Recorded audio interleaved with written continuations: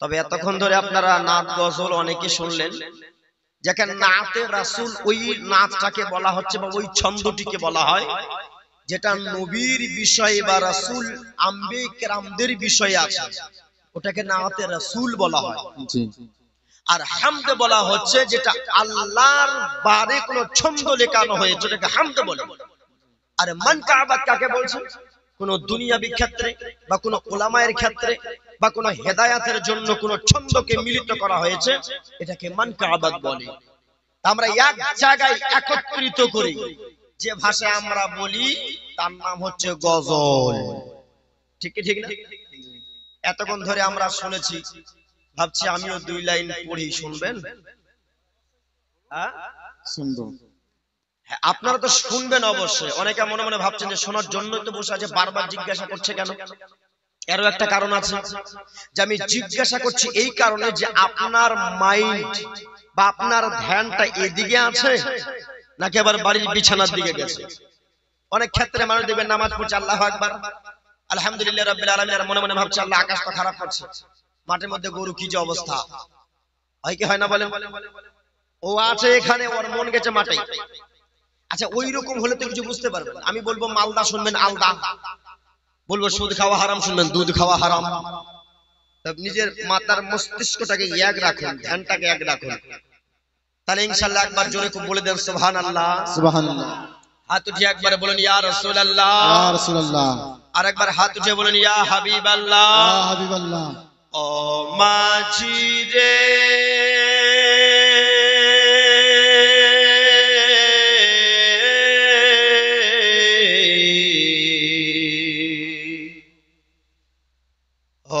মাঝি রে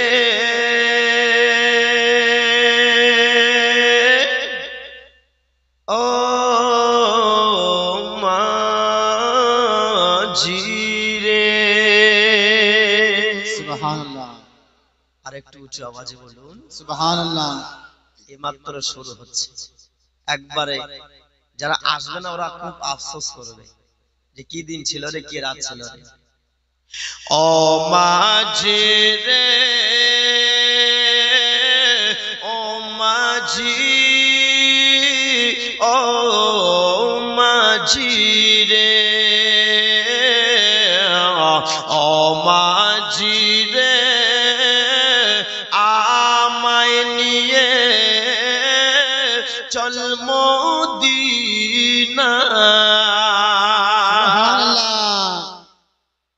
আপনি একটু দূরে বসেন, তাহলে এইভাবে হাত করে বাবু লেগে যাবে।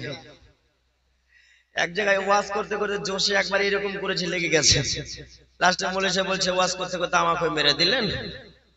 আসল কথা তা নয়, ওই জোশে পড়ে গেলে বাবু, গাড়ি যখন ড্রাইভার যখন গাড়ি চালায় দেখবেন যে খুব স্পিডে গাড়ি চালাচ্ছে, ওনার টার্গেট আছে কলকাতা পর্যন্ত পৌঁছতে হবে। কে ফের জানে যে ধুলিয়ানের ওই পারে একটা বাম্পার আছে, ও বোঝেই নাই, স্পিডে চলছে, বাম্পারে এমন গিয়ে লাগলো।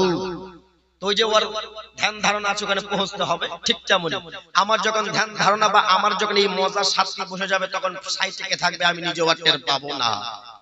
আর বাস্তবে কেন টের পাবো বলুন তো? কারণ খোদার বাণী, নবীর বাণী এমন এক অটুট বিধান, এমন এক সুন্দর মধুর বাণী, যে বাণীতে সারা জীবন যদি আপনি পড়েন, যতই পড়বেন ততই আপনাকে যেন মধু লাগবে। ও মাঝি রে ও মাঝি,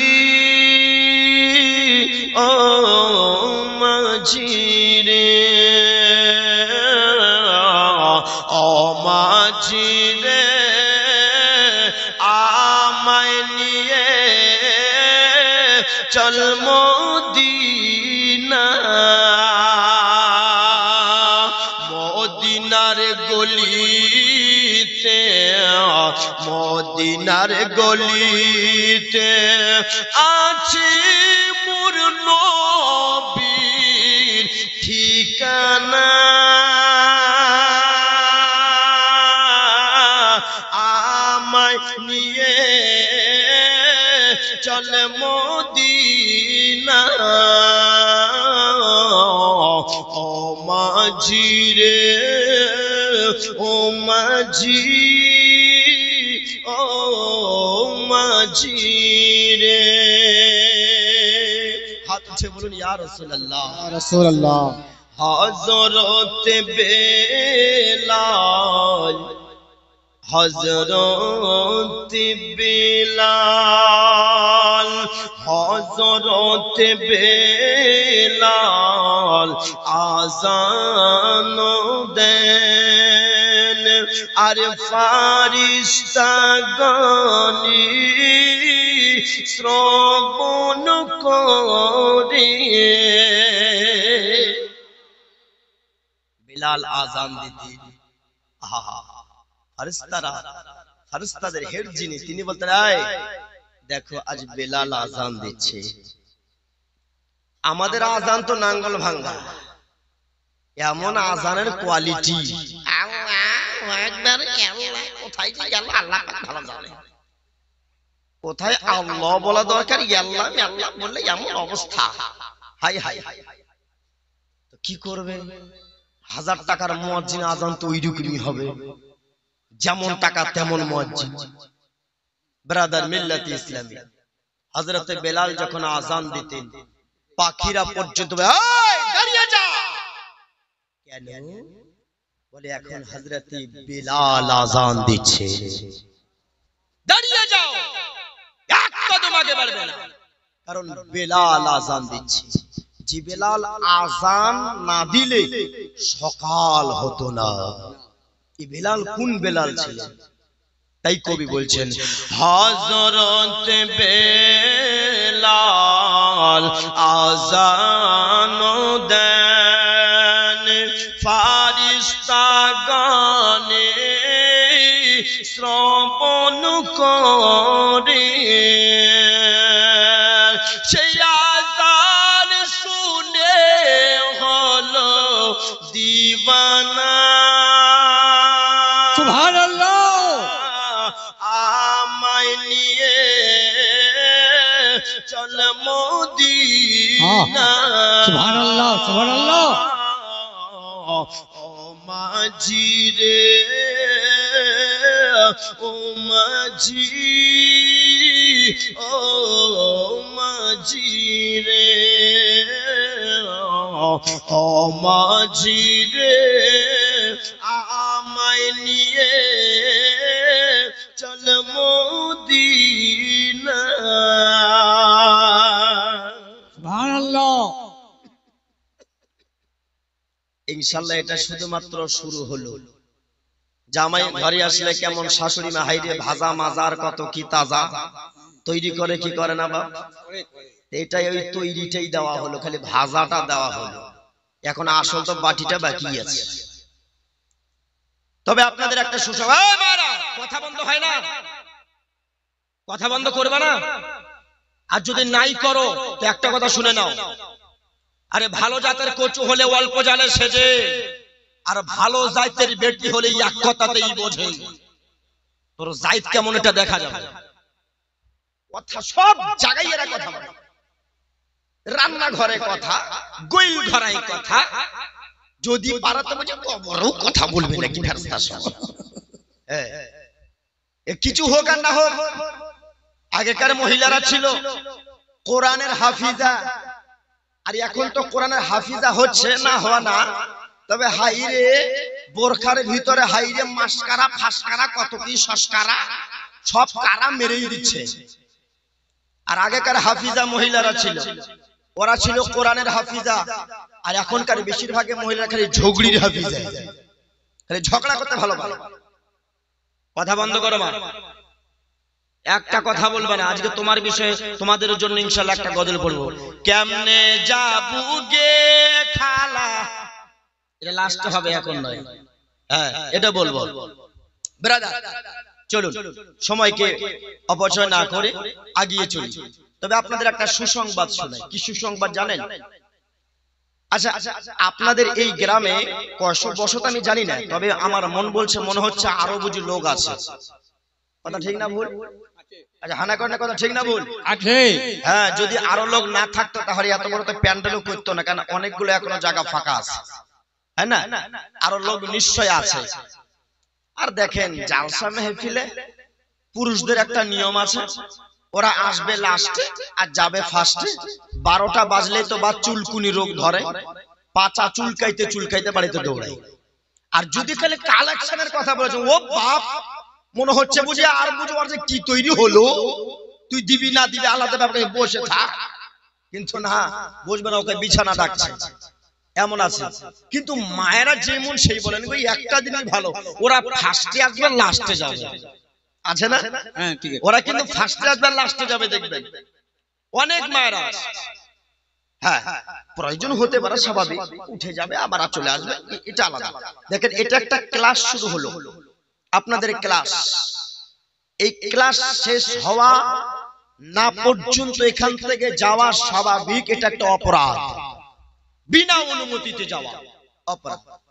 তবে সুসংবাদ একটাই শোনাই, যাহারা আজকের এই জলসাতে ইচ্ছাকৃত আসলো না বা এখনো বাড়িতেই থাকলো, তারা হলো বড় বুদ্ধিমান। তারা কি বড় বুদ্ধিমান। আর আপনারা যিনারা এসেছেন, আমরা যিনারা এসেছি, এদের মায়েরা এসেছে, এক কথায় আমরা যতগুলো এখানে আল্লাহর বান্দা বা বান্দি এসেছে, উপস্থিত হতে পেরেছি, আমরা হলাম বড়ই ভাগ্যবান। আমরা বড় ভাগ্যবান। ভালো। আচ্ছা বলুন, ভাগ্যবান আর বুদ্ধিমানের মধ্যে পার্থক্য আছে কি নাই? আছে না? 5 ওয়াক্ত নামাজি আর বছরে 2 ওয়াক্ত নামাজের মধ্যে পার্থক্য নাই? অবশ্যই আছে।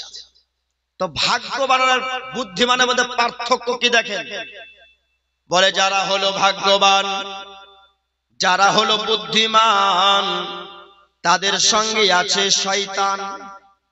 হ্যাঁ, আর তাদেরকে শয়তান বলে তোর বাড়িওয়ালিকে পাঠা, তোকে যাইতে হবে না, কারণ তোর বাড়ি থেকে কেউ যদি কিছু চুরি করে নিয়ে পালায়। আল্লাহর উপরে বিশ্বাস নাই, কেউ যদি তোর কোনো চুরি করে নিয়ে পালায়, ওর আল্লাহর উপরে বিশ্বাস নাই। আর বিশ্বাস যদি থাকতো তাহলে বাড়িওয়ালি ও ওয়ালা দুইজনই জলসায় আসলো, কিন্তু বাড়িওয়ালা এখনো চায়ের দোকানে আড্ডা মারছে। অনেকে তো দোকানে ঘুরছে, খেলনা কিনতে আসে, খেলনা। এদের বেহাইয়া গুলো লজ্জা কোনদিন হবে? এদের কোনদিন শরম হবে? আল্লাহ পাক যারা হলো বুদ্ধিমান, তাদের সঙ্গে আছে শয়তান। আর যারা হলো ভাগ্যবান, তাদের সঙ্গে আছে রহমান। সুবহানাল্লাহ। ভাগ্যবান যারা হবে তাদের সঙ্গে রহমান থাকবে, তাদের সঙ্গে রহমান আছে। আর বুদ্ধিমান যারা, তাদের সঙ্গে শয়তান আছে। আল্লাহ নবী বলেছেন, শোনো, এই যে একটা রিয়াসুল জান্নাত, এটা একটা জান্নাতের টুকরা। এই জান্নাতের টুকরাতে যদি ইবলিস শয়তান না ঢুকতে দেয়, আচ্ছা আপনারা বলেন, মরার পর কি শয়তান বড় জান্নাতে যেতে দিবে? না। যদি চলেও যায়, ওর ঠ্যাং ধরে টেনে বের করবে। তোকে দুনিয়াতে তো আমি ওই ছোট জান্নাতে ঢুকতে দেয়নি, আর এখানে সেটাকে বড় জান্নাতে ঢুকতে দিব? ও ঠ্যাং টেনে বের করবে। আর যারা হলো ভাগ্যবান, তাদের সঙ্গে আছে রহমান। যার সঙ্গে থাকবে রহমান, ওর সঙ্গে আমার নবী মুস্তাফাও থাকবে। যার সঙ্গে রহমান থাকবে, ওর সঙ্গে আমার গাউসে আজমও থাকবে। যার সঙ্গে রহমান থাকবে, ওর সঙ্গে খাজা মুঈনুদ্দিন আজমেরী শঙ্করি রহমাতুল্লাহ আলাইহি থাকবে। আপনারা যার সঙ্গে রহমান থাকবে, ওর সঙ্গে ইমাম আহমদ রাজা আলা হযরত থাকবে। যার সঙ্গে রহমান থাকবে, ও ব্যক্তি মরার পর জান্নাতি হবেই হবে। তবে আমার আব্বা, আমার ভাই বন্ধুরা, আমার মা খালারান, শুনে যান, মারাতের বেলাও আল্লাহ পাক রব্বুল আলামিন পবিত্র কোরআনুল কারীমের মধ্যে ইরশাদ করে বলেছেন, যে কোরআনের মধ্যে কোনো সন্দেহ নেই, কোনো ভুল নেই, যে কোরআনের মধ্যে কোনো ত্রুটি নেই, যে কলমে, যে কোরআনের মধ্যে আজ পর্যন্ত কেউ ভুল বের করতে পারেনি, আর কিয়ামত পর্যন্ত কেউ ভুল বের করতে পারবে না। যে কোরআনের ভিতর যে কোরআনের ভিতরে মহান রব্বুল আলামিন কত সুন্দরভাবে বলে দিয়েছেন। আপনার 30 নম্বর পারা, আপনার কিনা বলে 93 নম্বরের সূরা, সূরার নাম সূরাতুদ দুহা। এই সূরার 11 নম্বরের আয়াত, পারা রুকু নম্বর 11, সূরা রুকু নম্বর 1, হিফকানের পৃষ্ঠা নম্বর 603, নাজরা কোরআন শরীফের পৃষ্ঠা নম্বর 838। মহান রব্বুল আলামিনের হাবিবুল্লাহ মহান রব্বুল আলামিন কত সুন্দর ভাবে ওই কোরআনুল কারীমের মধ্যে আল্লাহ ইরশাদ করে বলে দিয়েছেন, ওয়া আম্মা বিনি'মাতি রাব্বিকা ফাহাদ্দিস। চিৎকার দিয়ে বলেন সুবহানাল্লাহ। আল্লাহ পাক রব্বুল আলামিন বললেন, ওয়া আম্মা বিনি'মাতি রাব্বিকা ফাহাদ্দিস। হে আমার বান্দা বান্দিরা, তোমরা বেশি বেশি করে আমার নিয়ামতের চর্চা করো, আমার নিয়ামতের। আচ্ছা বলুন, পৃথিবীর বুকে আল্লাহর নিয়ামত নাই এমন কোন জিনিস আছে? কিছু নেই। আসমান দেখতে পাচ্ছি, এটা আল্লাহর নিয়ামত। জমিন দেখতে পাচ্ছি, এটা আল্লাহর নিয়ামত। গাছপালা আল্লাহর নিয়ামত। আপনার কিনা বলে হাওয়া বাতাস যাহা কিছু দেখতে পাচ্ছি সব আল্লাহর নিয়ামত। নিজের দিকে যদি তাকিয়ে দেখেন তো 2টা হাত আল্লাহর নিয়ামত, 2টা পা আল্লাহর নিয়ামত। আপনার কিনা বলে নিজের যে মুখ আছে, যে জিহ্বাটা আছে, এটা আল্লাহর এমন একটা নিয়ামত, এটা আল্লাহর এমন একটা নিয়ামত। দেখুন, আপনি হয়তো কোনো খাবার খাচ্ছেন, যদি ওই খাবারের ভিতরে ছোট কোনো পাথরের টুকরা বা একটা চুল যদি ওই খাবারের ভিতরে ঢুকে যায় বা ঢুকেও থাকে, আপনার চোখ হয়তো দেখতে মিস্টেক করেছে, হাত হয়তো নাড়তে মিস্টেক করেছে, কিন্তু আল্লাহ বলে বান্দারে শোনো, ও বান্দা শুনে নাও, আমি আল্লাহ তাআলা তোমার সঙ্গে এমন একটা নিয়ামত আপনি কি বলেন সেট করে দিয়েছি, এমন একটা নিয়ামত ফিট করে দিয়েছি, বান্দা চিন্তা করবে না। এই বান্দা শোনো, আমি আল্লাহ তাআলা এমন একটা নিয়ামত সৃষ্টি করে দিয়েছি যার নাম হলো জিহ্বা। তোমার চোখ দিয়ে দেখতে যদি তুমি মিস্টেক করে দাও, হাত দিয়ে যদি তুমি নাড়তেও মিস্টেক করে দাও, বান্দা শোনো শোনো শোনো, এই জিহ্বা দ্বারা দি যখন তুমি ওই খাবারটা মুখে দেবে, এই জিহ্বাটা আর নাড়তে বা ছুঁইতে আপনার ভুল করবে না। সুবহানাল্লাহ। জিহ্বাটা আটকে যাবে। কথা ঠিক না ভুল বাবা? ওই জিহ্বাটা আটকে যাবে।